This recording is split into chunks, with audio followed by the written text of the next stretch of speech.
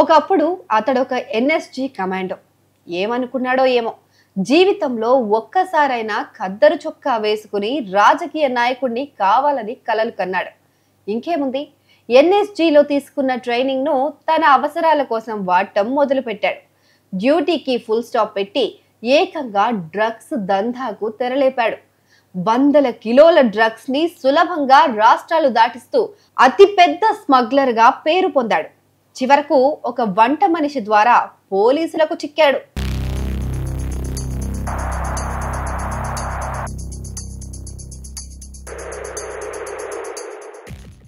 రాజస్థాన్ కు చెందిన బజరంగ్ సింగ్ 10వ తరగతి తర్వాత చదువు మానేశాడు. సైన్యంపై ఉన్న మక్కువతో బార్డర్ సెక్యూరిటీ ఫోర్స్ లో చేరాడు. తర్వాత 7 ఏళ్ల పాటు నేషనల్ సెక్యూరిటీ గార్డ్ కమాండోగా విధులు నిర్వర్తించాడు. 2008 ముంబై ఉగ్రదాడులు జరిగిన సమయంలో లష్కరే తోయిబా ఉగ్రవాదులు ముంబైలో వరుస పేలుళ్లకు తెగబడ్డారు.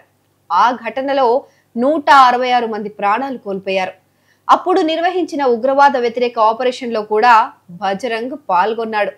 ఇన్ని చేసి ఎంత క్రెడిట్ వచ్చినా సరే, బజరంగ్ అయితే రాజకీయంగా ఎదగాలన్న కోరిక మాత్రం బలంగా ఉండిపోయింది. దానిని నెరవేర్చుకునేందుకు 2021లో తన భార్యను స్థానిక ఎన్నికల్లో పోటీకి దింపాడు. అక్కడ ఆమె ఓడిపోయినా రాజకీయ నాయకులతో పరిచయాలు మాత్రం పెరిగిపోయాయి.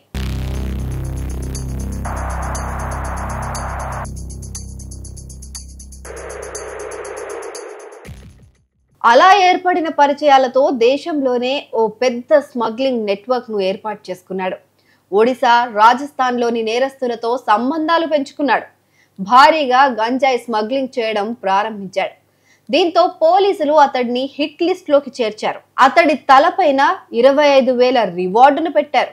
దీంతో అతడిని పట్టుకునేందుకు రాజస్థాన్ కు చెందిన anti terrorist squad, anti national task force సంయుక్తంగా ఆపరేషన్ నిర్వహించాయి.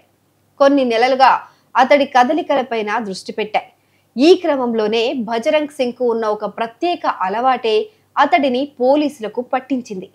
ఎక్కడికి వెళ్ళినా బజరంగ్ తన వెంట ఒక వంటవాడిని తీసుకెళ్లేవాడట.